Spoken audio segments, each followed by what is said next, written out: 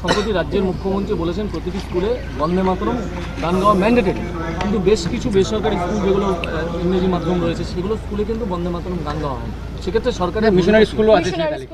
দেখুন, আমাদের সরকার তাদের নীতি বলেছে, পশ্চিমবঙ্গ সরকার অবশ্যই এই বিষয়টি দেখবেন। আপনি যেটা গোচরে আনলেন, আমরাও মাননীয় মুখ্যমন্ত্রী গোচরে আনব।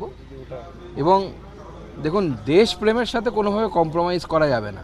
আপনি তারপরে যা শেখানোর আপনাদের স্কুল অনুসারে, নীতি অনুসারে শেখান, কিন্তু আমার মনে হয় যেটা দেশপ্রেম, এ তো জাতি, বর্ণ, ধর্ম নির্বিশেষে সবার উপরে।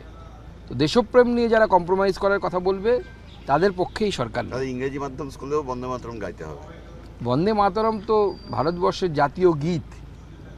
তো জাতীয় গীত গাইতে অসুবিধে কোথায়? ইংরেজি মাধ্যম হোক, উর্দু মাধ্যম হোক, বাংলা মাধ্যম হোক, তামিল মাধ্যম হোক, কোনো তো অসুবিধে হওয়ার কথা নয়।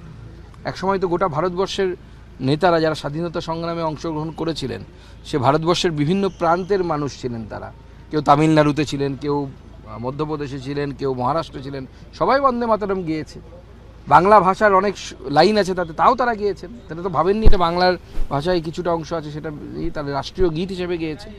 অভিষেক 10 দিন সময় চেয়েছেন যে ওই বাড়ি ভাঙার যে বিতর্ক, আরো 10 দিন সময় চেয়ে পুরসভাকে চিঠি দিয়েছেন। অধ্যত্ত কি তাদের অধ্যত্ত কি কমলো? ফাইনালি চিঠি দিলেন, 10 দিন সময় চাইলেন। দেখুন, আমি এটুকুই বলবো যে ব্যক্তি আগে কোনো স্কুলের টিচারদেরও কোশ্চেনের উত্তর দিতেন না, সে ব্যক্তি এখন চিঠির উত্তরে উত্তর দিচ্ছেন। এটাই হচ্ছে সবথেকে বড় বাংলার মানুষের পাওয়া বা পাওনা। কারণ তাদের যে অধ্যত্ত, সরকারে থাকা মানে আমি সমস্ত নিয়মকে ভেঙে সমস্ত কিছু করব, এই অধ্যত্তর জায়গা থেকে তাদেরকে বাংলার মানুষ সরানোর জন্যই রায় দিয়েছে। এবং আমরা এটাই বলতে চাই, আইনের সামনে সবাই সমান। আমিও সমান, অভিষেক বন্দ্যোপাধ্যায়ের সমান, আমাদের বিধায়করা পাশে আছে, আনন্দ আছে, তারাও সমান, সাধারণ মানুষরাও সমান।